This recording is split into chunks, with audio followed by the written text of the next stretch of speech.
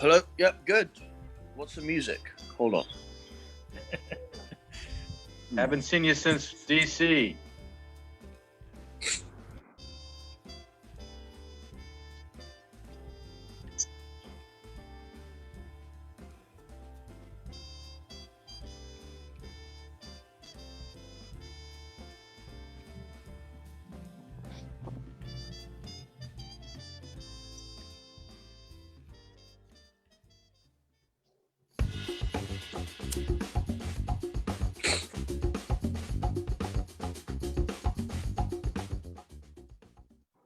And here we are.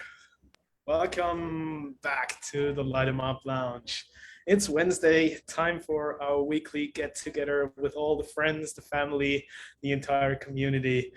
Welcome to our weekly show. Today with a very interesting chap. Sorry. Just joined us, sort of early morning for him. The man behind Regis Cigars. Akhil, it's such a pleasure to have you. Thank you for joining us. Yeah. Thanks for taking the time. It's brilliant to have you. It's been Of a long course, time Reinhard. Finally, Yeah. we managed to have you on. Yeah. Listen. I apologize. As I say, a bit of a late night last night, but it's a pleasure, and you're doing great work, and I truly appreciate it. So maybe I'll light one up with you here in a little bit.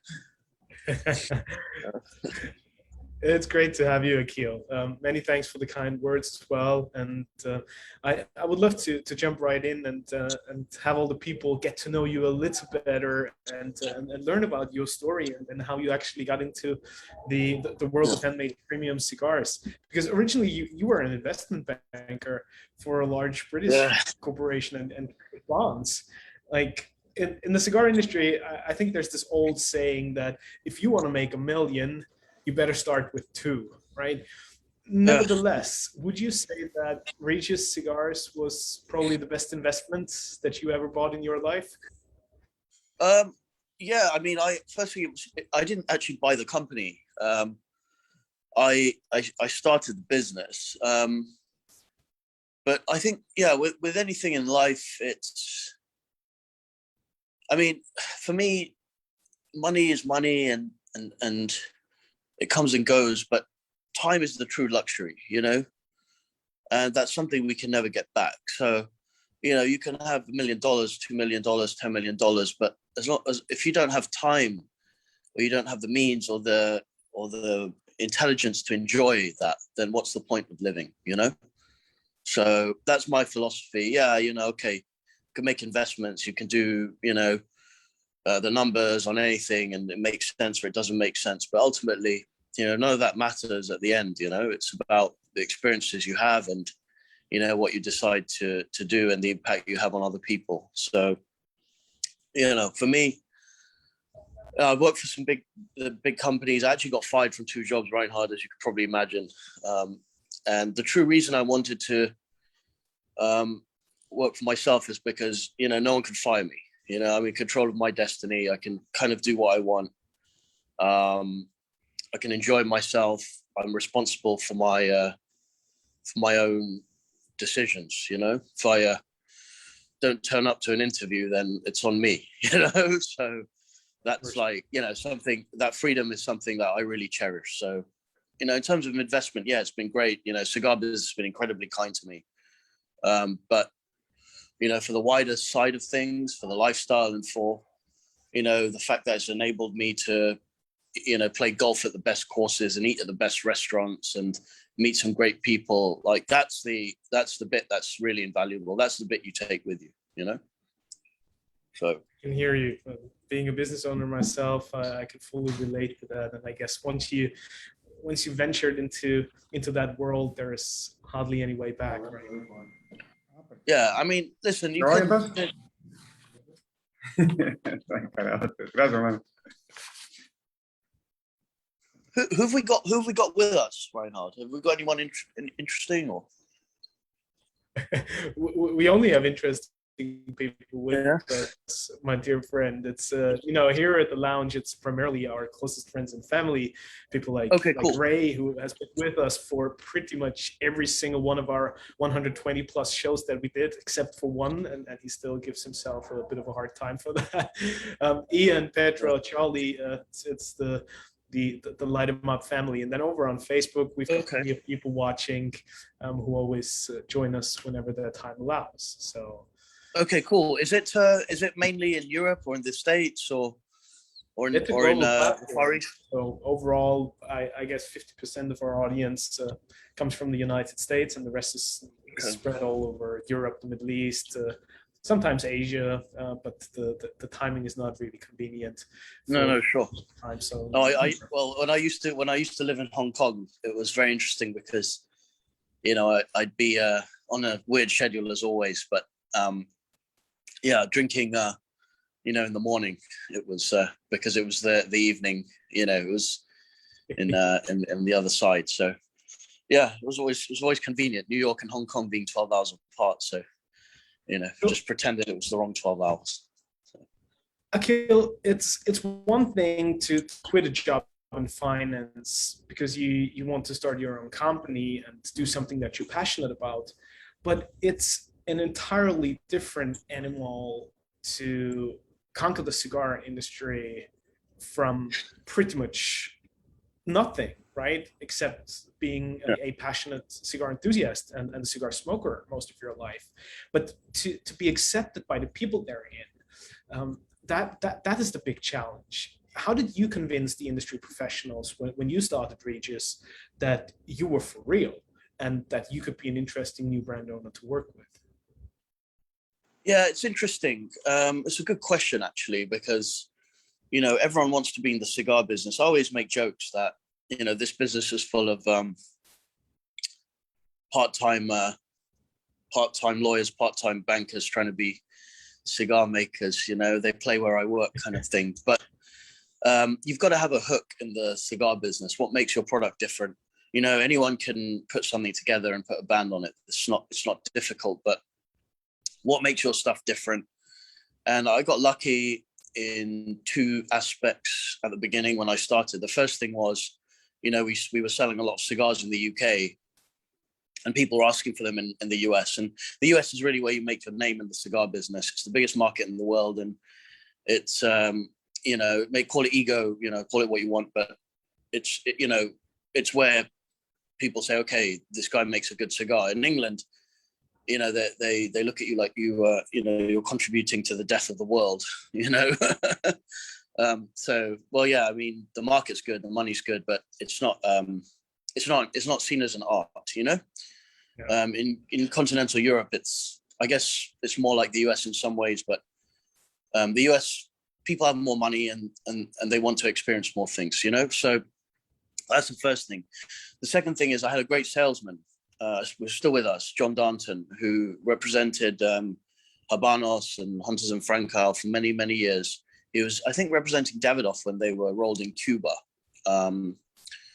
So, great experience. He liked the cigar, and he said he would be my salesman. And this is a relationship business. It really is.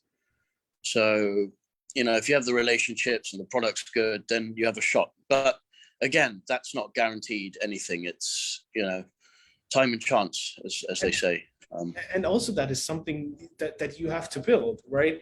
And I guess when you were living in London, you had an eclectic network of people in the cigar community over in London, but then suddenly go to Nicaragua and convince a manufacturer to start producing cigars for you. That's a different ballgame. Yeah, I mean, I was introduced to different people by the embassy in the UK, but the manufacturing bit is the easy bit. Everyone always wants to sell you stuff. That's the trick, is how do you make a product that's consistent? And at the end, to be quite honest with you, I went around some of the factories and I didn't even ask the prices before I made cigars, because when people are being genuine with you, and when people will take care of you and they want the right thing done, you know. So for me, it's about who's got the tobacco. And, you know, you see a lot of these smaller guys, they're living from bale to bale and, you know, constantly have no working capital to put into it. For me, it's, you know, where can I get the best cigar made? How can I make it consistent? And, you know, how can I run that side of the business where it's, you know, that's not the interesting bit, you know. The interesting bit is going out there, meeting people, you know, that side of it, it just has to run properly. If it doesn't run properly, then you don't have a business, you know. So that's important to have reliable people in your corner. I mean, you know that, Reinhard. I mean, how many people, you know, have helped you to get to where you are? And, you know, it's, you have to, there's that reliable part of it. The bit people see is the fun bit, you know. They don't see what goes on behind the scenes. So, you know, it's like anything. You have to have the mechanics running right, but you can't have the, you know, the basics being wrong. But then afterwards, you can play around a bit, you know. So makes sense. Let's dive into this a little. I mean, what in your opinion were the biggest obstacles and the biggest hurdles that you had to overcome, besides all the glitter and the glamour and the fun part of suddenly, you know, being in charge of your own cigar company? I honestly, it's not been that difficult. I hate to say it. You know, you say you conquered the cigar business. I mean, you can always do a lot better. I mean, I'm very comfortable. We're doing really well, you know, but the cigar business goes up and down. It's like anything, you know.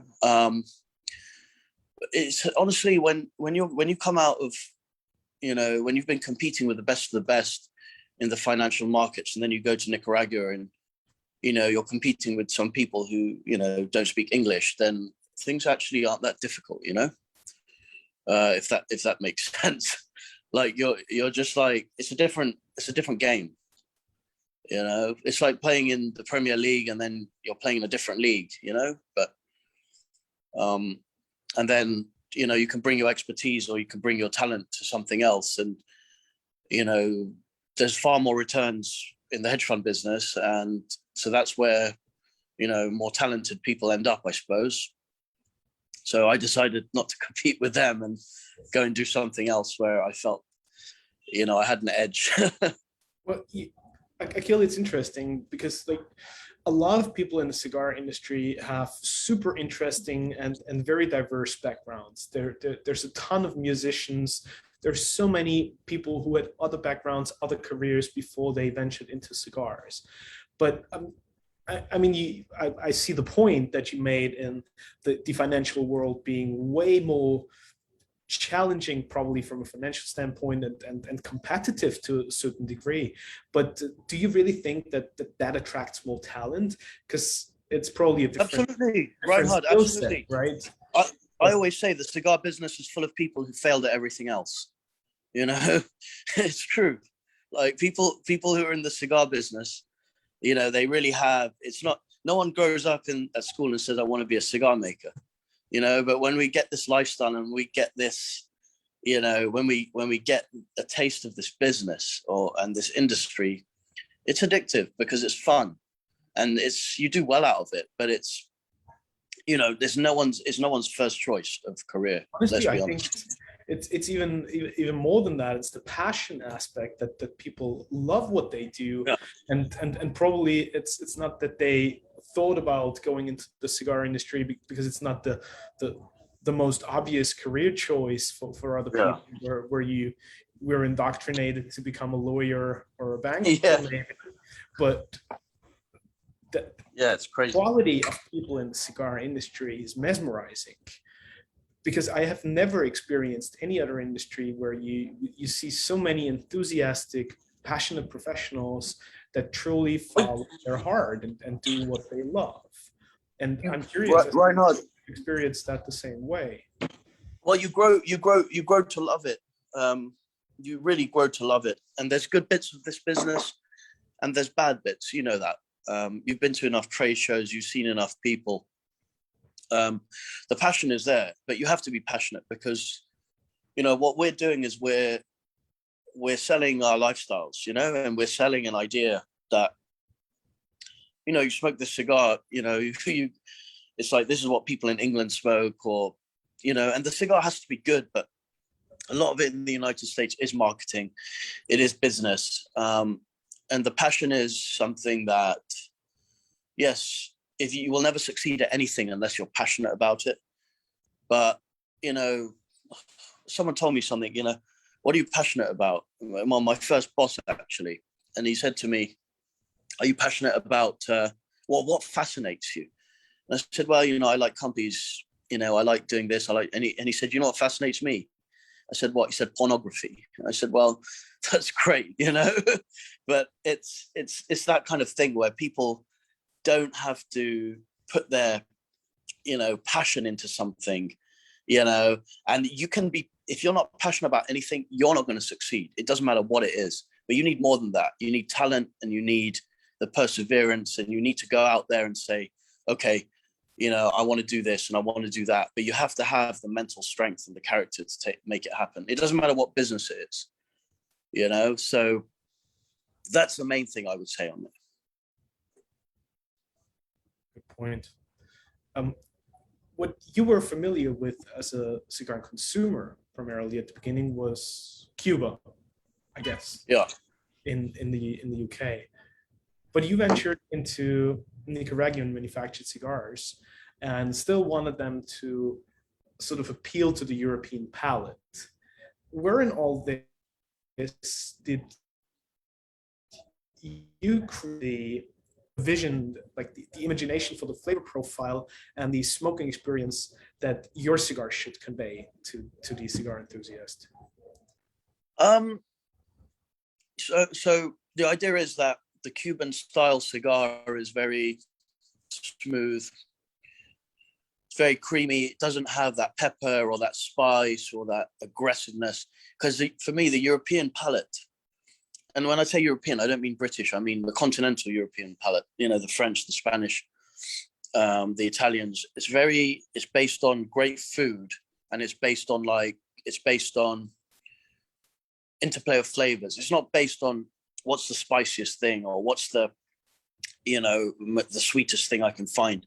It's based on a complexity, and it's based on an experience, So you have a meal, you have your amuse-bouche, you have a starter, main course, the cheese, dessert, the liqueur, espresso, right? I mean, there's a clear progression there, and the cigars are no different.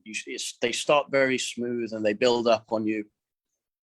Whereas I've always found Nicaraguan American style cigars start very peppery and spicy and then become smoother as you go into the cigar, which for me is completely wrong.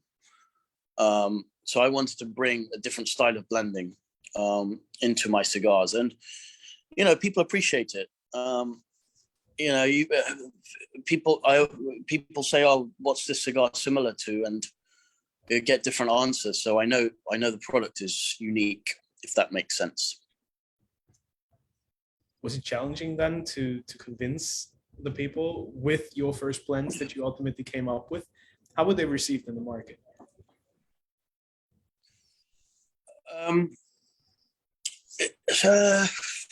In England, as I say, I had a good salesman that actually knew people so that trust is everything in business. So they trusted him. They knew that we weren't, playing fast and loose, right?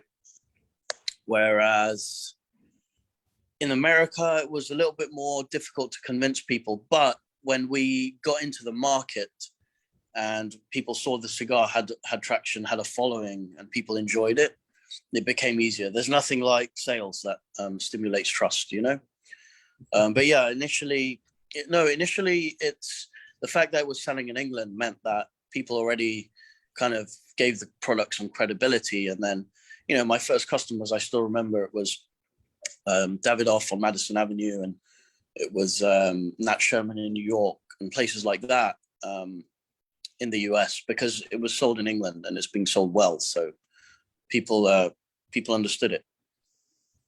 2010 was the year that you sold your first cigar, correct? Mm. Yeah, 2011, I think. But yeah. What was the scene like for you back then, in your opinion? Like we're currently experiencing a mini boom in the cigar industry, as everybody would say. Uh, in Europe now, non-Cuban cigars are really picking up their pace. More and more people are enthusiastic about new experiences. They want to try new aroma and flavor profiles. But I would assume in 2010 that was probably not the case, or not to the extent that we're experiencing right now. How was it in your own perception when you started? How willing were people back then to adjust to something new, and you doing your thing in a rather non-traditional way? I feel like cigar smokers generally tend to be quite open-minded, and it takes a certain level of intelligence to sit there for half an hour and smoke something and sit there and think about something, you know? So I've found cigar smokers, you might not agree with all of them, but you know, I think generally they're well above average intelligence. So I think, to answer your point, it's not that different, honestly, to the way it is now. The only difference being that I feel that there's a lot more cigar smokers since 2019, 2020, because of the pandemic. So you've got more people, more demand, they're smoking more, and you've got a boom. But I've always felt cigar smokers have an open mind to try new stuff, and they want to experience new things. It's like wine, you know, you can have your favorite bottle, but you can't drink it all the time. You have to vary it. You know, you have to, you know, if you like, for example, a Burgundy, you know, Saint Louis or something, you know, it's a great bottle of wine, but occasionally you might want to switch to a New Zealand Pinot Noir or even a Bordeaux, you know? It's that kind of thing. And then that just refreshes your palate, and it keeps life interesting. Variety is the spice of life, as they say. I couldn't agree more. And I think cigar smokers understand that. You know, so I think that was your question, which was, yeah, how's the industry different to what it is now? I think the volume of smokers has gone up, but I don't think the nature of the smoker has changed necessarily. Now, when you speak about variety being the spice of life, I fully relate to that. Is that also sort of part of the inspiration that you take for your own blending approach, and the way Regis Cigars should ultimately feel to the end consumer? Then taking all the, like, you have a tremendous wine knowledge, you're into spirits as well, cooking obviously, and fine dining. Is that all part of the aromatic inspiration that goes into Regis? Yeah, I mean, I can sit here and bullshit you and tell you every cigar is some knowledge of my experience in, you know, wine, food, and single malt Scotch whiskey, but it's not. I think that on a baser level, on a more fundamental level, educating your palate is key. And it's not the type of education you get in a school, but it's about enjoying, you know, and understanding different things. So, like, even if you read a book, if you've got a knowledge of how writing works, or how, you know, people try and convey meaning, you know, using different sentence structures and things like that, you can enjoy a book because you can understand what's going on. You can understand, you know, what the writer is trying to do. And it's the same in food or a cigar. It's, you know, you've got, for example, I don't know, I had a pastis last night, right?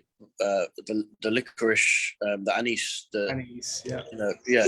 And it's, you can see, like, okay, you've got some sweetness there, but you've got that tartness, the bitterness, and, you know, you can understand why that's an aperitif, right? So if you understand different things and you see what works and what doesn't work, you can apply that same principle to cigars, right? So, for example, I can have a really nice tobacco, sweet tobacco, and, you know, make it and blend it with something with more earthiness to it. But then maybe both tobaccos are great, but they don't work together, you know? Like, I like ice cream, you know, and I like, for example, garlic bread, but I don't like them together, you know? Does that make sense? So you have to understand the nature of the brain and taste, and then once you understand yourself, like anything in life, once you understand yourself, you can understand other people. How difficult is it to translate that to factory, and in particular such a large factory like Plasencia that you were working with from the beginning? How do you convey that message and make everything that you just mentioned happen with raw materials and cigars? So I'm just going to hold that thought for a sec. A chap called Ian just said you can get garlic ice cream. You can. Actually, I was at the Fat Duck. It's a restaurant in London, Hester Blumenthal. Great restaurant. I think it's got 3 Michelin stars. And he used to have scrambled eggs and bacon ice cream. And it's amazing what your palate picks up and what your brain is wired to. And that's the difference between when you have, because I think this conversation is very interesting, actually, because apparently 80% of people can't tell the difference between Coca-Cola and orange juice, okay, on a blind taste, which is crazy. But apparently, because you see with your eyes and then you taste with your nose first. So when you see garlic ice cream, intuitively, it doesn't work. It might work, it might work. But our brains are hardwired to be told that garlic does not work with ice cream, because garlic is something we have in, some food, right? Whereas ice cream is supposed to be sweet. Garlic is not sweet. So that's why intuitively it doesn't work. Yes, it might work in this case. And sweet and spicy do go together sometimes, right? And that's, again, the art of making the cigar, which is how can you put together something in combinations of stuff that are interesting and they work without being conventional, So maybe the garlic and the ice cream thing wasn't the best example, but I will think about it and try and find an example of 2 things that don't work together. So sorry, Ian, apologies, my bad. Now, coming back to the original point that we were just discussing before, is translating your philosophy to the factory and then working with a powerhouse like Plasencia. How easy is that, or how challenging? Well, I mean, honestly, it's pretty easy. It's Keith Floyd. Yeah, a great chef, by the way. He died recently. Last meal was he died a few years ago, but his last meal was pretty ridiculous. I urge anyone to look that up. Finished with, I think, 2 packs of cigarettes. And you want to talk about someone who lives well. That was that guy. It was the original TV chef, actually, Keith Floyd. Very, very, very good man. The Chinese, that's true. So with Plasencia, I mean, I used to know Nestor before he got married. It was a lot of fun. We used to go out drinking together, and it's all relationships. As long as you do the right thing with people, I think, as with anything in life, if you do the right thing, then the right thing tends to happen with you. So is it hard? There's challenges to it, but I think there's a lot more challenges to being in a smaller factory, not being able to get tobacco and having to deal with workers in Nicaragua. And as you can see, I take the path of least resistance, Reinhard, I try not to complicate my life,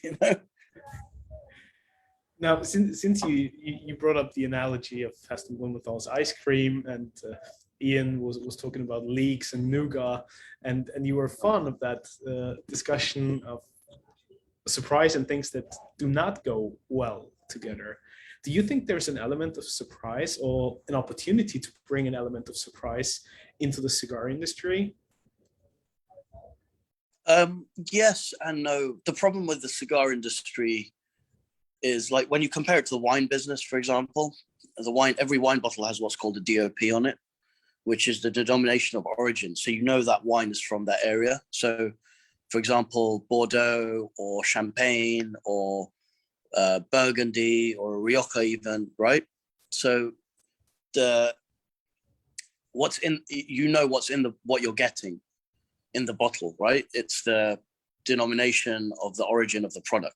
Whereas with tobacco, there is no classification of And well, Habanos has it a little bit, but you don't have the integrity of the product.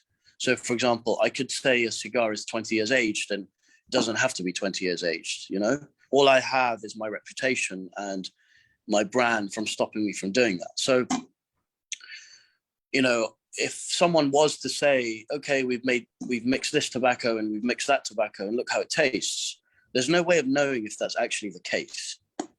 Does that make sense? It does. Yeah. So therefore, I think there's a natural limit on the experimentation side of it. You know, how many people have said, oh, we use Cuban tobacco, and it's just not true. So, and that's fine. You know, there's no, it's not illegal to say that in the States, at least. But at the same time, you know, it does put a limit on, you know, when you don't have the integrity of the products that you should have, then it puts a limit on innovation. And that's one of the key problems, I think. You know, and that's where having a good brand comes in, where, you know, people smoke Regis and they like it. They know that, you know, I'm here to stay, and it's, you know, if I ever made a product that wasn't good, you know, I would lose my customers, and that acts as a break on, you know, playing fast and loose with the rules, for me anyway. But generally, I think, you know, you need more of a framework before you can start being more specific with stuff, you know? Thus, as a consequence, would you say there should be more of a framework, or more of certain guidelines that people could potentially follow? Or I think eventually it's going to come to it, whether it's by regulation or otherwise. But as I say, yeah, with the wine business, or with Habanos, or with you know, with some cheeses even, you know, like, you know, that when you get a Manchego cheese, it's from La Mancha in Spain, because it's got the DOP, the denomination of origin. Yeah, you know, when you have a Parmesan cheese, or when you have this wine or that wine, you know what's in it, because it's illegal to fake. You know, there's even rules with olive oil, you know, massive rules. Like, you can't do certain things, you have to extract it, you can't mix it. You know, there's rules about this. And what rules create is it creates the confidence in the consumer base, where if you do innovate something that's different to what exists, then it's going to be recognized, you know? Whereas when you don't have the framework or the rules, then people say, oh, well, I did this, and okay, great, congratulations. You know, there's no proof. You can't, you know, there's no way of actually knowing anything. It's an interesting way to look at things, Akhil, because I'm pretty sure we all here as cigar lovers would argue that there's plenty of regulatory issues in the cigar industry, and we have more than enough regulation bothering us and putting hurdles in our way. Whereas what you were just referencing is probably finding specific angles, or the right regulatory frameworks that can then foster innovation and give people an opportunity to become more adventurous within those. Yeah, I mean, so for me, the regulation, so there's the tax aspect of it, which obviously is not good, because tobacco taxes end up hurting poorer people more. You know, and I could argue this all day long, but in terms of the art of the product, how do you create something that, without making it too expensive, right? How do you create a way for the provenance of the product to be recognized, much like champagne, cava, cheese, you know, Scotch whiskey? How do you create that kind of framework where you can recognize the artisanal nature of this product without it being too costly? And that is, I think that would actually help the business in many ways. I don't know the answer to that, to be honest, because we're dealing with third world countries, you know, and it's like, you can't, you know, I mean, you know, how do you know what's gone into what? Because this is the problem. You know, we're not dealing with cigarette factories and people in lab coats, you know, with high-end scientific equipment. This is a handmade product, and it's still very it hasn't changed in a few hundred years. So how would you create that given the constraints? I don't know the answer to that. And without part of what you just described is also the beauty and part of the mystique around the cigar industry that we can all relate to, because it is an artisanal handmade product that still stays true to century-old knowledge, tradition, and craftsmanship. Well, sorry, let me just interrupt. The issue is, like, let's say, for example, you have fair trade, right? It's a label that producers can pay for, okay, to have their products called fair trade. Now, that actually has been shown to be a bit of a scam recently, because it's expensive and only certain producers can afford to do it, right? So you'd want to avoid a situation like that where you're basically creating a cartel of people say, oh, pay me 100,000, now you can be fair trade. I mean, that wouldn't help the business. But, something like, the American or the EU system of protecting products based on their origin, like on a government level, on a national level, Nicaragua could say, okay, well, this is one of our best crops and this is one of our national exports, kind of like champagne is to France, and we're going to protect that.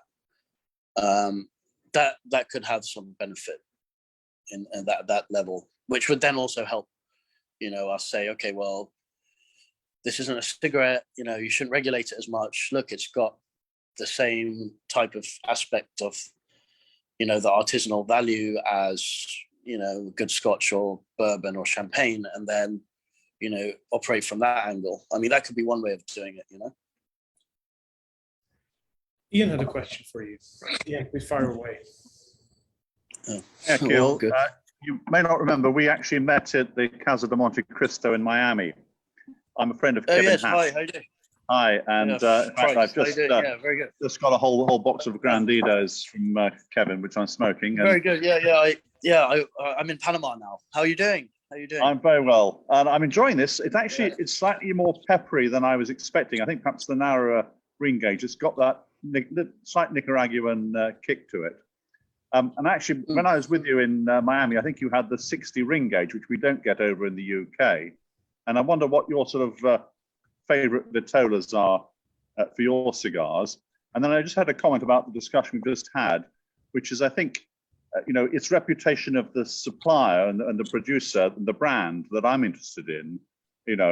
So if I get a Regis or an Oliva or a Padron or something from AJ Fernandez, I know what I'm getting, and provided they're not counterfeit from those makers, I'm not too bothered about a government body putting a stamp on to confirm it comes from the fields.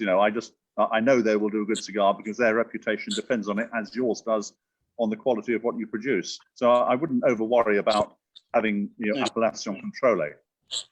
Yeah, no, well, this, as a lawyer, you would know, it's it's what the question was, and I agree with you. I said that too. Like, the reputation of the brands can basically act as a deterrent to playing fast and loose, as it were. But in terms of innovation and taking things to the next level, if okay, fine, that cigar you're smoking is a Regis, whatever it is, okay, but then someone comes along and says, oh, I've done this to the tobacco, or I've grown a new varietal of tobacco, or I've done XYZ, there's no way for you to know what's true and what isn't. And that is a problem. And to the extent that, maybe wine is a bigger business, and maybe, with wine, you do have more people drinking it, so there needs to be more rules, I guess.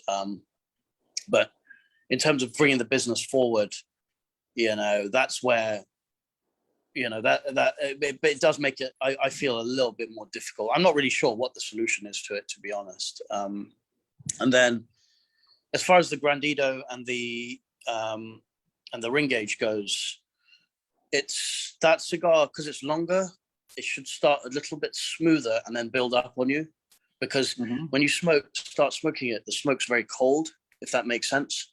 Yeah. So and then it just builds up on you, and then when you get through to the middle of the cigar, then you see it, really pick up. So that should be what it is. I'm actually not a fan of the big ring gauge cigars. I think that's all I had left that night. I like the smaller stuff. the Coronas, the half Coronas, that kind of thing. So yeah, it's not. I don't usually smoke bigger cigars, but I love that cigar. That Grandito is, if I've got an hour, that's the one I go for. I don't go with a bigger ring gauge. I'm enjoying it. I'm 45 minutes in, and I've got at least another 20 minutes to go. So that's a good smoke. Thank you. Yeah. You've been up to Cambridge recently, or? No, I went to Mitchell's shop in London. He's got a new shop in London, and that's a lovely place. Though I didn't have a Regis there, but I had a Regis from the Whitehorse Street shop, the Termos. I met up with a friend, and we had a couple of those, which we really enjoyed. Yeah, it's amazing. Like my friends who works in the city, they tell me it's dead out there. So, sad days. Yeah. Sad days. Yeah, I'm not back in the office yet, and I think many people won't want to go back. It's a shame, but I think in a couple of years' time, maybe we're back to normal. But it'll take time. It'll take time. Yeah. Well, I'm in Panama City, so I'll probably be back hopefully at Christmas for a few hijinks. So yeah, if you're around, get hold of Kevin and look me up. We'll do. We'll definitely. Yeah. Good to see you, mate. Cheers. Thank you. Now, since we already spoke a little bit about your cigars now, and Ian showed what he is smoking, let's dive a little bit into your portfolio and the different cigars. What's interesting to me is it seems almost odd to create a US exclusive, because quite many brands or cigar lines from US companies never make it to any other shores, and by the sheer nature of that, being US exclusive. Was that specifically designed to make people aware of the fact that there's a different approach at hand, you have a different background, and try to do things in a non-traditional way? Actually, it was the opposite, which is to say that when I started in the UK, I didn't even know the US market existed. And then I got into the United States. Actually, I was in Hong Kong. I was selling cigars in Hong Kong before I got into before I sold cigars in the US. Then I only sold cigars in the United States because I had a couple of shops in New York asking for the product, and I thought, okay, because I thought it was a very competitive market, and I was right, by the way. But we got into that market, and the cigar was selling well, but the shapes weren't very fashionable in America, like the Churchill that the chap was smoking before, and the Corona, and smaller Robustos, and they weren't very fashionable sizes in the United States. So that was one thing. The second thing was that the United States, they smoke more cigars than anyone else. They have hotter bourbons, they have hoppier beers, they have sweet barbecue food, they have spicy Mexican food. Like, the palate is so diverse in America compared to Europe, that there's just a wider range of cigars, right? You have you have extremely mild cigars, and you have very strong cigars, if that makes sense. So now, when you're faced with that, how do you decide where to position yourself in the market? And for me, it was make the US exclusive, which is truly my tribute to America, because that country's been so kind to me, you have no idea, And what I wanted to create was something with that Cuban style progression of the cigar being smooth and building up, with a bit more strength that Americans wanted, with a bit more spice, or with a little bit more kick to it. So that's why we brought out the red, the white, and the blue. And the idea was that this is our offering, our twist, if you will, on an American style cigar for the American market, but with that kind of authentic profile that I like. So that was the idea behind it. How can we, you can see with the inventive shapes, and because America's always been the land of innovation. It's always where new stuff comes out, and from everything from your iPhone to Facebook or whatever you want to call it, all of these companies, are built there. Unfortunately now, since Europe has become a bit left behind. So I went to the States, and I really wanted to sort of put my own spin on it. And how can I make something that is offered to the United States for the United States, but still has that profile and signature that we're known for. So that was the whole idea behind it. It wasn't a marketing ploy to say that there was another approach to it. But actually, that's not a bad way to think about it, because actually that's actually kind of a good thing in a way, that people are like, oh, this one's for, exclusive to the US, so I can see how you would think that from a European perspective. I didn't think of that. The US is our main market by a long way. So you mentioned over and over again that, and I read this in an interview of yours even, that whereas in Europe, when the product is good, the product will sell almost by itself. Whereas the US is way more marketing driven. Still, I feel, especially when I'm over in the United States, that the European tradition of things, a certain finesse and elegance, is always very well received in the United States. Do you think that there was a certain appeal from your brand to the US consumers when it comes to that? I think that, yeah, look, anyone can make a cigar look good, and but it's getting people to try it, and then the cigar has to stand up for itself. You can't sell an idea if the product isn't good. So you have to have a decent price, and then you have to respect the customer, because people aren't stupid, especially not cigar smokers. Like, if you want to set $5 to $10, you want it, or $20 or whatever it is now, you want to enjoy it. And so it's not difficult to, people buy a cigar if they like it, they want to try it, sounds intriguing, but if the cigar's no good, it won't sell. I think your question refers to sort of why is it that, luxury European brands can command high prices in America. I think that's true anywhere. History, gives you a premium. So, for example, in China, you can sell expensive,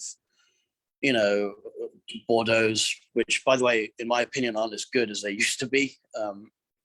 And, you can sell Hermes handbags for crazy amounts of money, or, whatever else, you name it. But that's the people that, for me, don't understand, what the essence of luxury actually is. Like, so last night, for example, I went for dinner at a place, and, it was a pretty basic menu. The wine was very well priced, and it was actually a really, really good restaurant. It was Panamanian fusion cuisine, and we didn't know what to order. So I just told the chef, look, here's a certain amount of money. I want you to keep bringing food out, okay? And let us try everything, okay? And put a couple of bottles of wine on the table. You do what, you do. And that, for me, is luxury. How can I expand my experiences? And honestly, that food last night was better than some Michelin-starred restaurants I've eaten at. So again, going back to your thing, okay, a Michelin star, it's marketing. Like, okay, now everyone wants to try. I have a friend that went to all the Michelin 3-star restaurants in the world, right?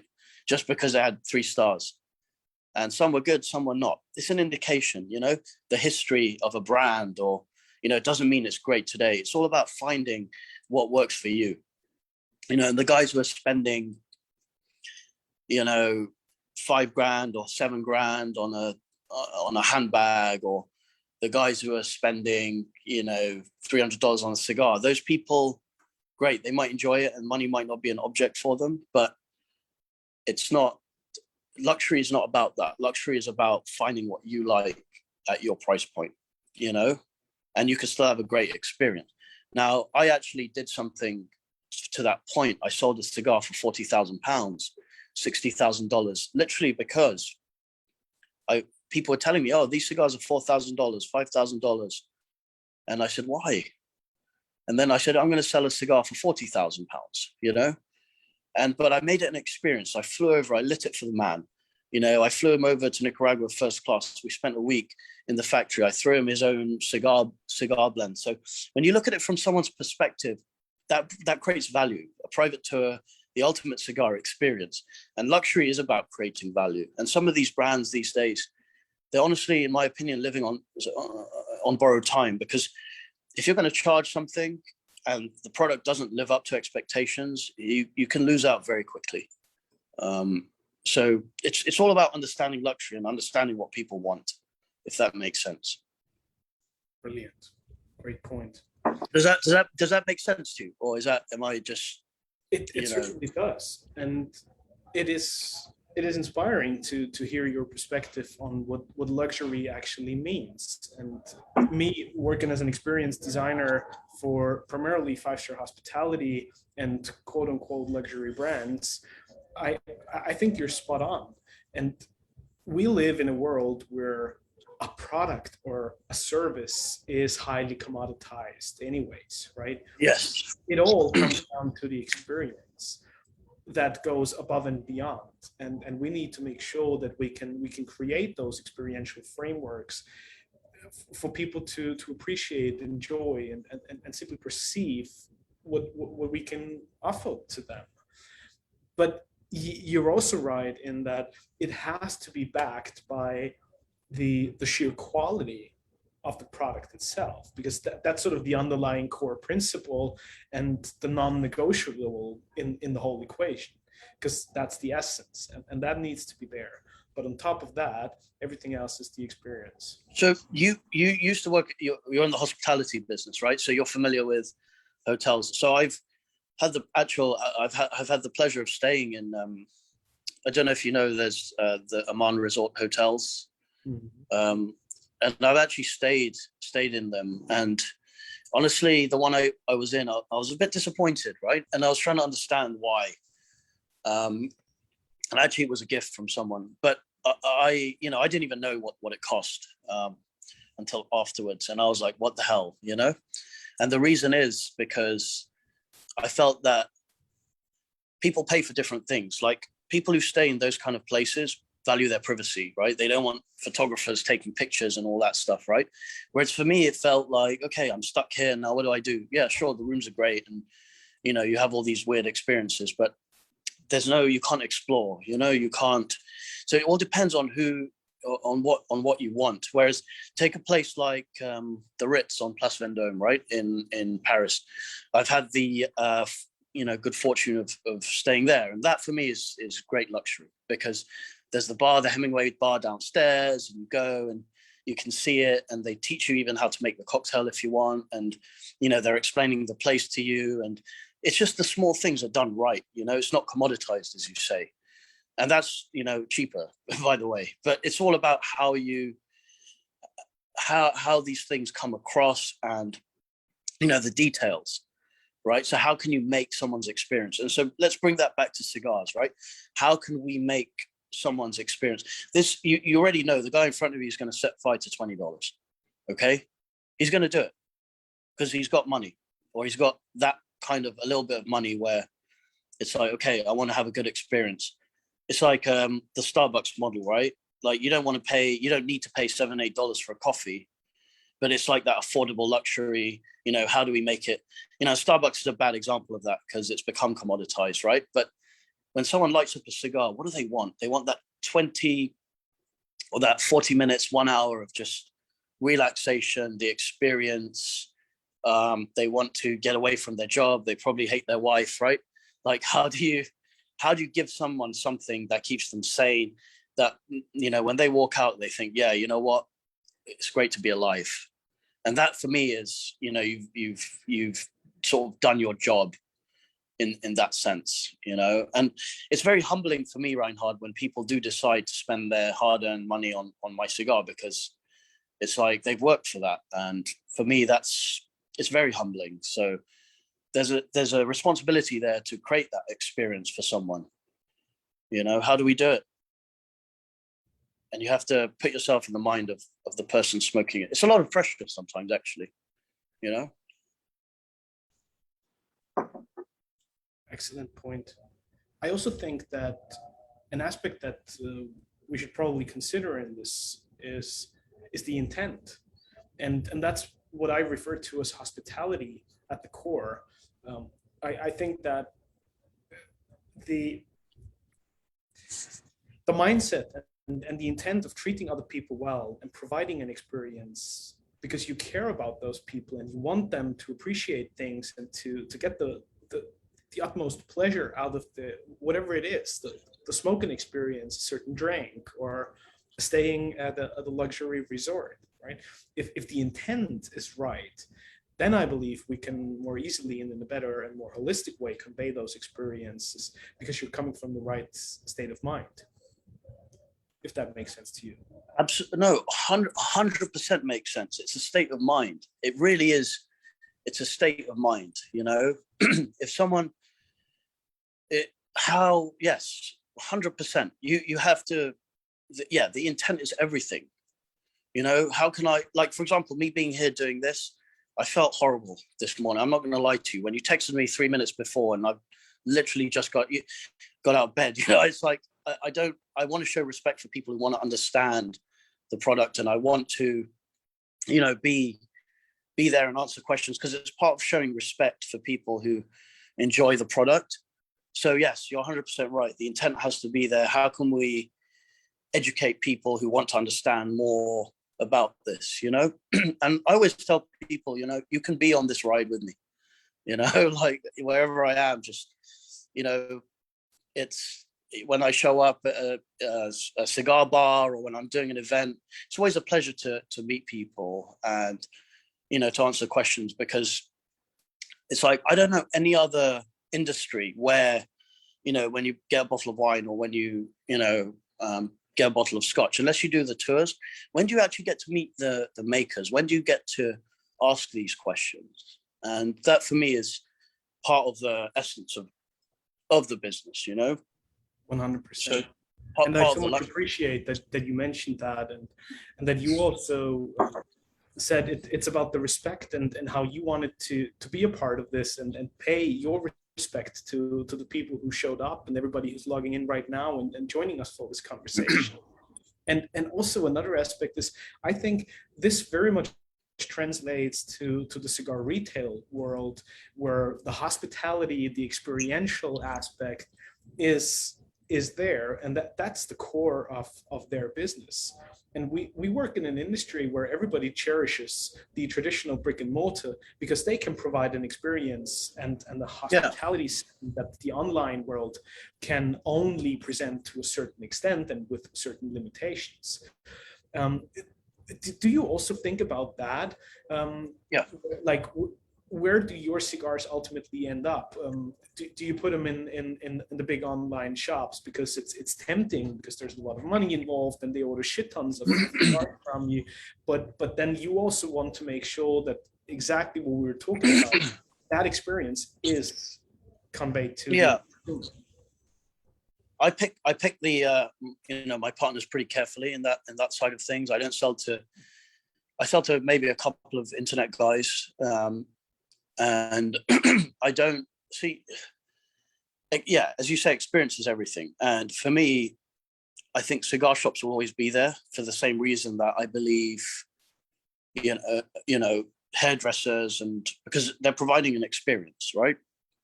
So that is honestly the key thing here. You know, you see shops, you know, especially in the UK, I don't know about on the continent, but in the UK, you know, you've got high streets that are bare because you can get things cheaper from Amazon, you know, and it's, if you want X, you get it from Amazon, right? But with a cigar is a tool, okay, for relaxation, atmosphere, and pleasure. It's different. You have to be in the right surroundings. You have to be in the right state of mind to enjoy that. You know, you can't be sitting outside on a cold winter's night, as a few of us have been in the UK, trying to smoke a cigar while you're freezing. It doesn't work, you know. At that point, sometimes I'd rather not smoke, because, you know, what's the point, right? We don't need to smoke cigars. We do it because we want to. So, yeah, part of, you know, the way I pick my clients and the way that, you know, we do business, it's like, okay, do it the right way. You know, you're in a comfortable surrounding. It doesn't have to be pretentious, but, you know, it has to be well done, you know, and, you know, the customer has to come away with a good feeling. Otherwise, it doesn't look good for them. It doesn't look good for me. And, you know, it doesn't help anyone. So it detracts from the cigar as well. So there's people that are asking questions on the Yeah, Ian, bloody hell, Boysdale. Which one, on Elizabeth Street or in the city? You know.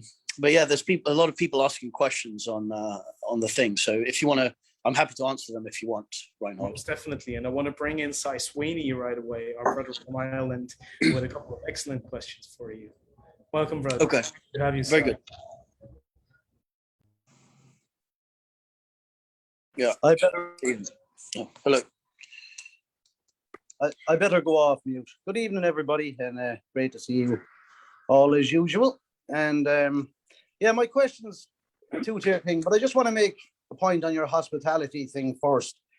I left Ireland when I was 17, and I done various things in my life. I was lucky to be involved in things with judging different stuff and different things, to go to some great places, but and high-tier places. But I found it's great to walk into a place, luxury, this, that, and everything, and have the best of everything.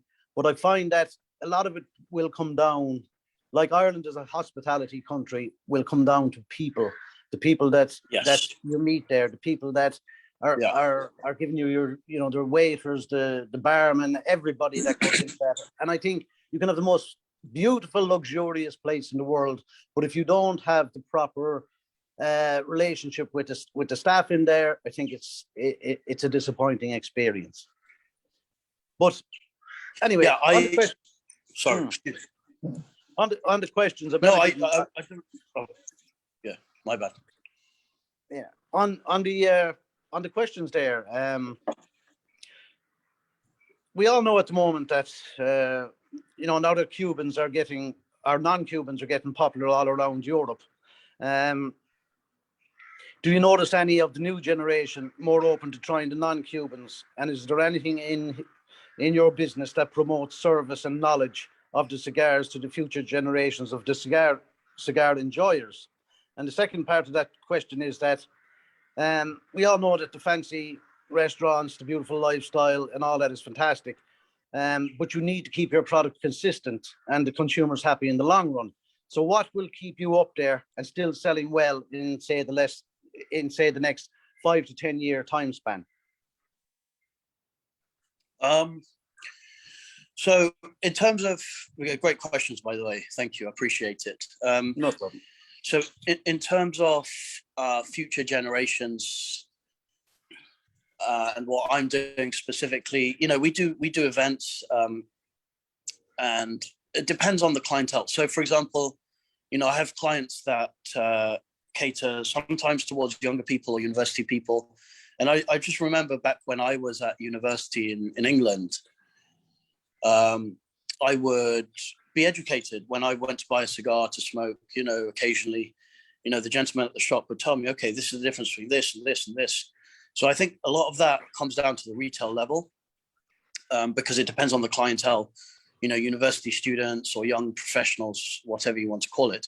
So, and I think that the brand or the manufacturer can, you know, work with the retailer to sort of do promotions based on, you know, how do we answer their questions and how do we make them feel included? Because let's be frank, you know, sometimes this can be quite a stuffy, you know, old boys club, and that's fine. You know, I kind of like that too, but you have to be inclusive. Otherwise, you know, ends up dying out. So part of that is on the retail level. That's why I mentioned future generations. well, you know, I'll tell you, it's funny because, for example, people are bringing out cigars for women, and I just can't think of a bigger disaster than that, because women who smoke cigars don't want to be women who smoke cigars. They want to be people who smoke cigars. You know, you have to include people, right, in everything you do. You can't be exclusive. You can't say, okay, this is a cigar for women, and this is a cigar for young people, and this is a cigar for old people. Because a lot of the guys who smoke cigars, you know, Cigar Aficionado started this. It's like they put an actor on every cover. It's aspirational. And when you have an aspirational product, it has to be, okay, fine. By buying this 10 or 15 or $20 cigar or 20 euros or whatever it is, you're appealing to people's sense of self-worth, and also their sense of achievement. And, you know, someone who's sitting there smoking a cigar wants to feel a certain way. And I don't think it's helpful to compartmentalize the industry into young people and old people and middle-aged people. I think the more you can not do that, the more inclusive you're being, and therefore the more it will propagate itself anyway. Because as we know, once you get a taste for it, it's very difficult to let it go, right? So that's the first thing, in terms of future generations. That's why I always say in any of my posts in my group or anywhere like that, family of the leaf. I try not to break it down to sister, brother, because I do find talking to people like Anastasia, Rayola, like they don't want to be classed as the woman with this. It has to be together. Yeah. There has to be a unity in this, It's as simple as that it has to be unity. Same with the manufacturers, they have to be unified in decisions because the way the cigar world is a little bit volatile in places at the moment. And unity is important. Sex has to be taken out of the question, out of the equation. Yeah, I mean, age, sex, whatever you want to call it. And I think honestly, it's not that big a deal because cigar people tend to be quite open-minded. Yeah. I still remember my first cigar, and it's just, people.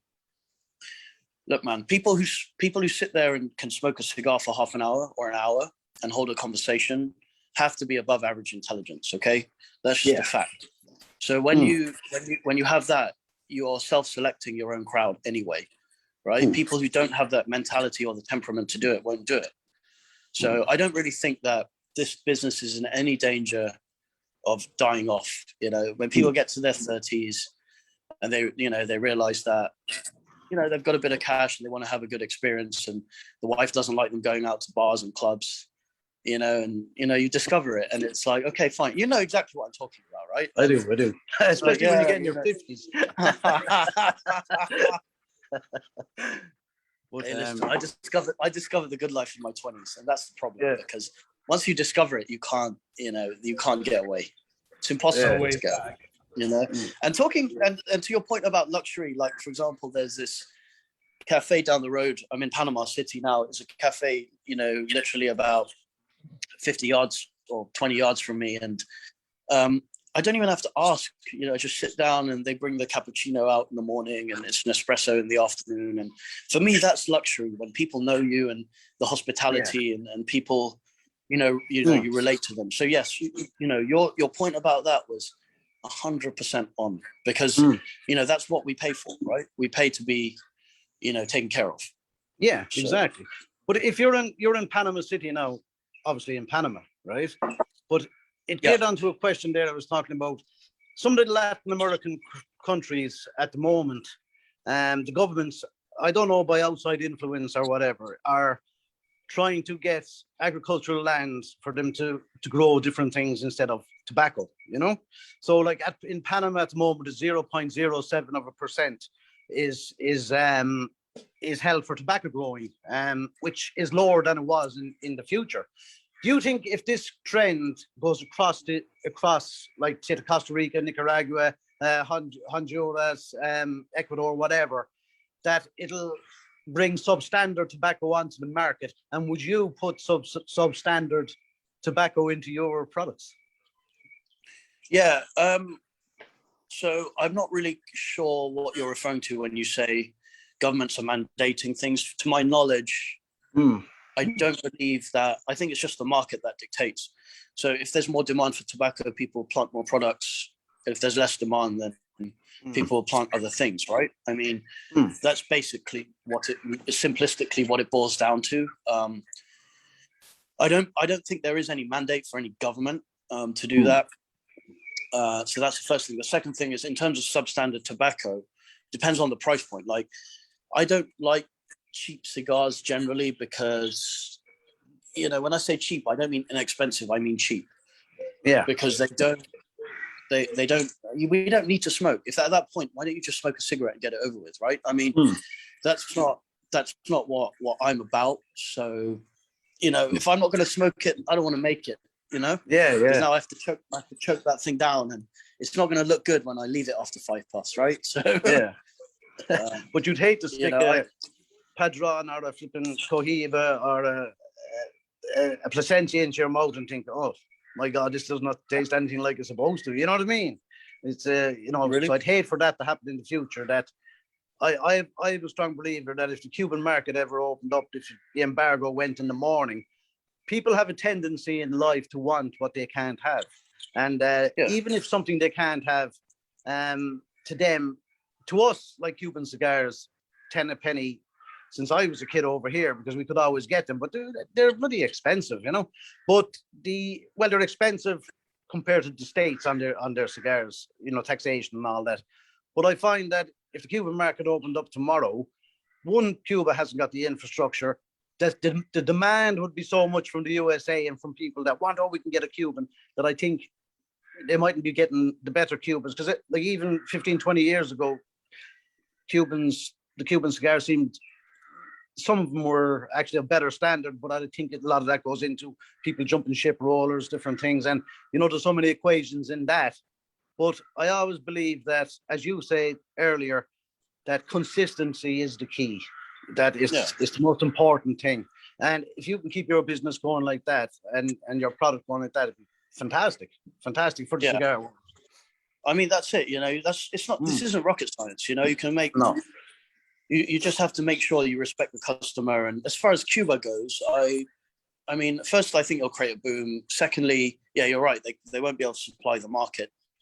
But for me, it's like French wine, you know. Once you've got Argentinian Malbecs or Chilean Merlots or New Zealand Pinot Noirs, South African, you know, Chenin Blancs for white wine. You know, you look at all of this varietal, you look at, you know, the levels of expertise in wine growing, you know, Spanish Rioja, Italian Chiantis, and those will stand up against anything coming out of Bordeaux and Burgundy. You know, I don't care who you are. So once people try everything, I think the brand matters less and the art matters more. Okay. Yeah. So that's why what you've seen in the United States is more New World wines coming in.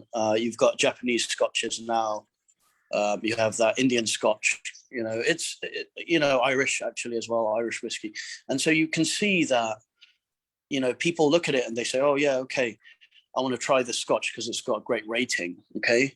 So maybe you have a Macallan 18 or you have, you know, whatever it is, a Balvenie, you know, whatever it is. And then you try it and you get a taste for the product. And then you say, oh, well, I want to try this and I want to try this.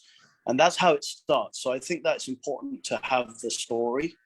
And it's important to have the magic and the mystique there because that naturally attracts people. And then after that, you know, you have people who say, okay, well, you've tried that, you thought it was good. Why don't you try this? And that's how you get into educating your palate and going on that journey yourself. Try some Redbreast and Middleton. Try some of them. They're beautiful. Yeah, I've had. Yeah, it's good. No, I've had it. Yeah, I like. Hey, listen, you know, I like it. You know, personally, you know, it's always it's weird because that in the pot stills and all that stuff, I was trying to learn about differences between Irish whiskey has never had the same cachet as Scotch. But some of it is actually really bloody good. Like, you know, but you wouldn't notice it, wouldn't know it because people mix their Jameson with whatever. But, you know, that's not, you know, I don't like that. I like to go with things that you know, that you put like an ice cube into or a little water and you understand the flavor and what's gone into it and all that, you know? So. Right. Listen, thanks for your great answers. Whereabouts are you? Are you in? Kildare, you know. Okay. Yeah. But I live in the town where Arthur Guinness was born. You know, the famous Guinness. Of course, yeah. Drink Guinness. Place called Selbridge. If you ever Google it, heritage town. So that's where I am. But thank you for your great answers, and I better give somebody else a chance. Absolutely. I'll give that's cool. I wanted to. How are the golf courses there? Just curious. Fantastic. Yeah. Just near me now, you have Carton House. And, you know, Montgomery, he designed that. The golfing is fantastic. If you ever get yourself over here, I'll take you to Carton for a game of golf. And I'll take you to Arthur Guinness's pub for a pint of Guinness. Nice. Is it links? It's links courses, right? It's like the both. That Carton is both. So you have your links course on there as well, which is the tougher course, obviously. I'm just curious. Like I play at it, but I just like going around and Yeah, traveling yeah. and seeing different places. So, Yeah, but yeah, and no, even when you definitely, lose like- your ball, you get a nice walk. There's good scenery, so you'll be okay. Okay. All right, very good stuff. Thank you. Pleasure. Pleasure. Absolute Pleasure. pleasure. Cheers. No problem. See you later. Many thanks. It's always wonderful to hear your stories and your questions. It's a true inspiration. Thanks, Reinhard. Dejan, over to you. Hello. Hello. My question is this. Obviously, you have to take great care about the brand name and the trust that the end customer has about the brand name.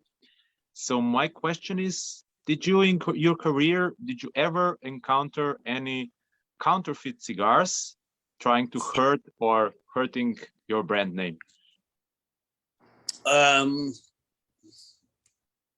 Not really, to be honest. I don't think my brand's big enough that people want to counterfeit the cigar. It's not enough money there, to be frank with you. But how about And other cigars, maybe, or other yeah, brand so names? mainly counterfeit Cubans I see in America, because Cubans have the name. But I mean, I hate to say it, but some of those counterfeit Cubans are actually pretty good. You know, so you know, it is what it is. You know, anytime someone has a label, you know, that has value to it, like that's why people counterfeit money, right? I mean, it has a value over and above its face value, so that's the reason. So I've come across a few, and you know, it's always pretty funny. Yeah, I have some stories actually.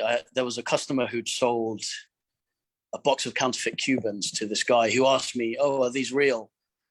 And I said, "No. Well, if you enjoy it, that's all that matters." You know, and he kept asking me, "Are they real? Are they real?" And I said, "Well, they're not real." You know. So then the other guy called me over. He said, "Hey, I need those to be real because I sold them to him," and that was a pretty awkward conversation. So yeah, you know, just as I say, I always try and just do the right thing and not screw around too much, you know. But yeah, no experience with counterfeits of my stuff, and you know, you always get counterfeit Cubans, but you know. Okay. Yeah, thank you. Where are you out of anyway? I am in Vienna. Very I'm in good. Vienna. Yeah. Enjoying Yeah. finally enjoying what you said, what you described earlier, that you cannot smoke when it's cold, super cold. I always smoke here. I'm on this channel and I smoke in the winter, but I make it very warm outside. So I bring out the heaters, I bring out everything, exactly like you Yeah. said. Because if you don't enjoy it, if you're freezing, it's freezing outside, but I'm not freezing. I'm just No, sure. make it enjoyable. Yeah, I remember I was freezing once in Vienna. I had a what's that cake? I forget the name right now. Sachertorte.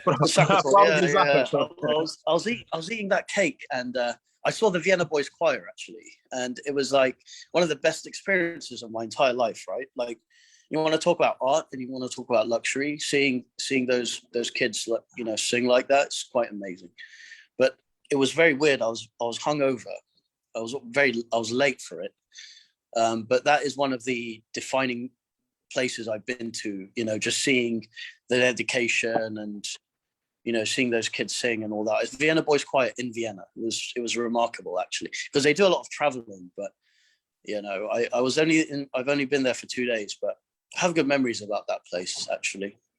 So yeah, it's, maybe I'll have to come back and do that. Not hungover this time. You come back and you'll be very well taken care of. I can promise you that. Yeah. Well, Try coming in promise. summer. Try coming in summer. Yeah.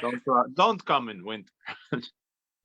No, I remember I was 20 years old actually when I was there, and it was very cold. It was like January or February or something, and yeah, not good, you know. Brian, but yeah, Brian, today was a very philosophical conversation. I hope you enjoyed it, and I hope there was some value for you there as well. Oh yeah, hopefully not so much today. Thank you, Reinhard. Yeah, I know every week I say I'm not going to ask a question, and then it's so fascinating. I can't help myself. This is very interesting. It's a shame that the weather's so much better because you're missing out. Dejan has like the most fashionable winter coat. It's amazing. First, I wanted to say sorry about your hangover today. I hope you feel good soon. I liked a lot what you were saying earlier about defining luxury and about it being time and deciding what you like personally as a person and then placing value on it. That's really cool. I just had a quick question about the origin, the sort of genesis of your brand name, and kind of how that came about. It means king? Yeah. So where are you again? Excuse me. I'm in Los Angeles. My device is overheating, so I have. Hello. Sorry. Yeah, I was just my device might die on me at any moment. But yeah, when you were saying about meeting the people, and like I've been wine tasting for years. Maybe 10, 15 years ago, you could go up the coast and go wine tasting all these amazing California wines. But when you went into the wine tasting room, you would meet the winemaker. They were pouring, and they'd have these amazing stories, and they had all this knowledge, and you'd walk away with a glass that they'd wrap for you, and it's become a little bit saturated since then. It's not quite the same experience, but that's why I love these calls. You meet the people. Yeah.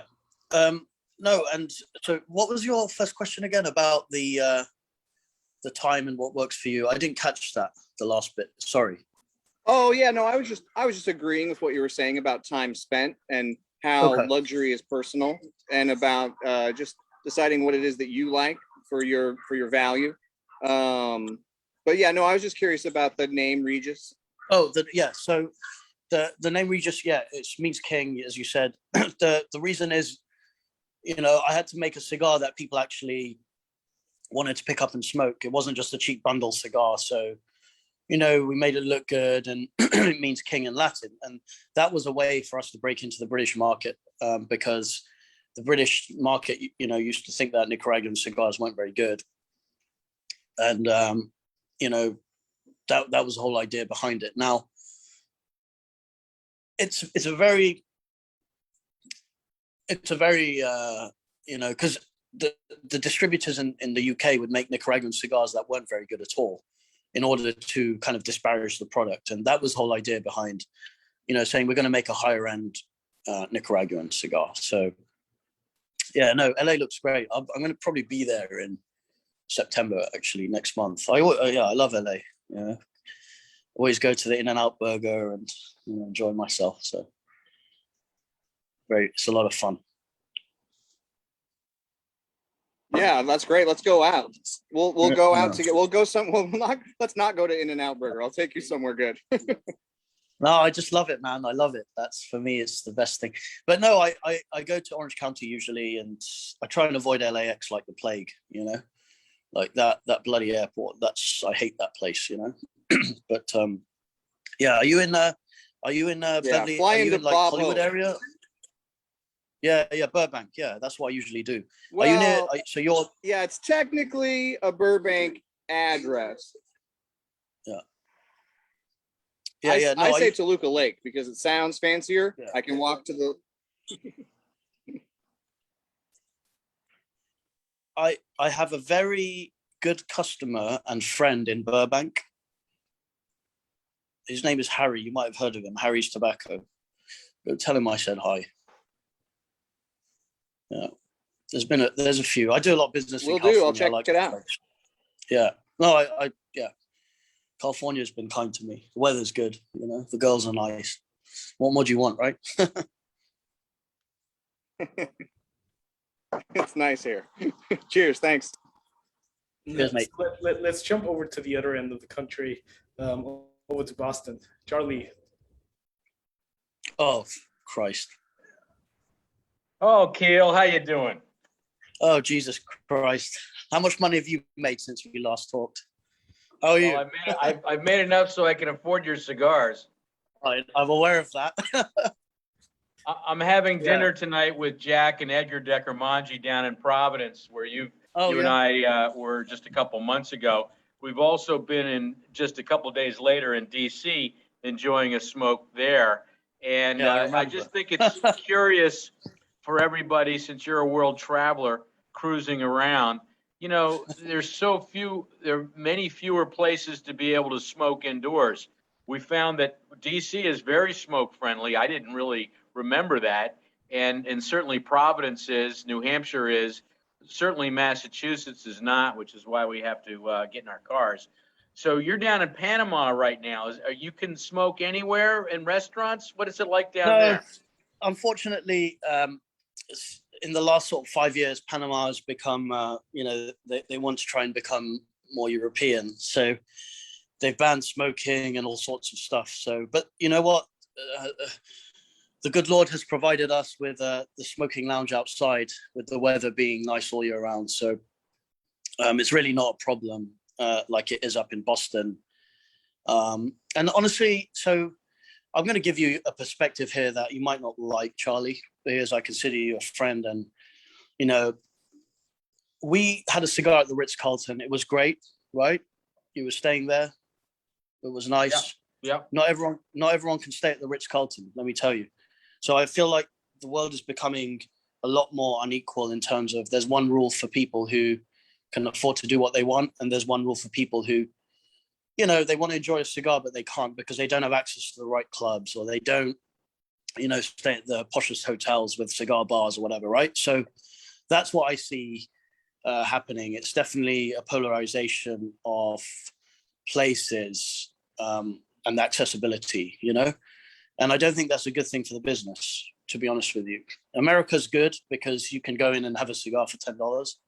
But in England and, you know, in certain parts of America, like we've said, you know, if you've got to stay at the Ritz-Carlton, you know, 5 blocks from the White House to have a cigar, I mean, that's a pretty high bar, you know? And by the way, thanks for the invitation. I appreciate it. What about Hong Kong? Where you were there recently? It's been a while since I've been there. You visit Hong Kong quite a bit. Yeah. Have things gotten very restrictive there, or is it still open season? Yeah. Well, I haven't been since they shut the borders because I'm not a resident over there. But, you know, business is good. We, you know, still running things there for now. And, you know, we'll see what happens with all the other stuff going on. But in terms of smoking, it's, again, you can smoke outside, the weather's good, but, you know, the cigars, it's, you know, they start 20, 30 pounds and up, or $30 and up. So, you know, I feel like everyone's always talking about the death of the cigar and the tobacco business. I don't think it will die. I just think it's going to be more restricted. I think there's going to be, you know, more private clubs and things like that where people join. And again, technology will catch up. Now you've got some good air filtration systems and things like that. So, you know, it's the yin and the yang. You know, there's always the push and then there's the pull. You know, you're in the VC business. You know, you see disruption all the time. You know, change is the only constant. You know that, right? So, you know, you just have to deal with it, I guess, right? That and keep firing the elected officials who stop us from smoking. Yeah, well, you know, start doing that if you can, because we need someone to do it, you know. So, yeah, actually, I'm going to be. I think in September I've got some event with Dave Garofalo, so come down to that if you want to. All right. Yeah, he asked me. North? Sure. What? Well, just north of us in New Hampshire. That'd be great. Yeah. Just Dave has great dinners. Ask him to do a dinner for you. Yeah, I think we're doing a dinner. I think that would be great. Yeah, so we've got it's on a few days. I'll talk to Edgar and find out, you know, what's going on. But I'll probably be having dinner with Edgar tonight. Oh, really? Yeah, ask him about it. I will. Yeah, and but yeah, just let me know, and you know, I'll put you down. But always good to see you. Have you traveled recently, or you've been staying hunkered down? Well, no, I was down in Philadelphia last weekend, and the Ashton Cigar Bar hadn't reopened after 16 months. They were just, but there's several new places in Philly which I wasn't aware of that have indoor smoking lounges. So that's sort of new. And I've been in Atlanta, and of course I was in DC with you. So we're going to Nashville over Labor Day weekend. I understand there's lots of great places to smoke in Nashville. Yeah, there's a few. There's a few in Nashville. Yeah, it's any town, you know, America generally, you'll find a place, you know, you will find a place if you want one. Europe, it's a lot more restricted. And, you know, I've even seen, you know, the difference in the way people handle the pandemic with, you know, the fact that in the US, you've got the federal system, which prevents, you know, all the vaccine passports and all that kind of good stuff, right? And compared to Europe, where, you know, right now they're really putting the hammer down on people. So, you know, different way of thinking. Less government for sure in the US, even in places like California and Massachusetts. So, you know, I think you guys will be fine, you know, and, you know, we'll see what happens in Europe. But as I say, America is going to be the last place, you know, you will still be able to enjoy a cigar in the States, I think. So, you know, you have nothing to worry about. Well, you know, you travel to Europe a lot, so you know exactly what I'm talking about. Yeah, we'll see. We'll see. Okay. All right, very good. And to have you on the show, many thanks for your comments. What a tremendous episode and what a tremendous conversation it has been. Akhil, thank you so much for everything that you shared with us. I thoroughly enjoyed our conversation. Next week, for all of you guys, we have Vivian and Justo Eiroa from Jerry and Aladino Cigars. So we'll be traveling to Honduras virtually next week together with the Eiroa family. Akhil, what a wonderful show it was. Many thanks for being here with us. We'll let you get on with your day and have some breakfast. Yeah, no, it's all good. If I'm happy to stay on, whatever you want. You know, if people have more questions, I'm happy to do it. If you want to, you just let me know. All right. Much appreciated. We'll end our live stream for all the people watching over on Facebook. Thank you so much for being here with us today, for logging on, and hopefully we'll see you all again next week for another episode of the Light 'em Up Lounge with the Eiroa family. So thank you. Good job, Reinhard. For being here with us today, and you be well and safe. Take care and light 'em up. Thanks. Oh.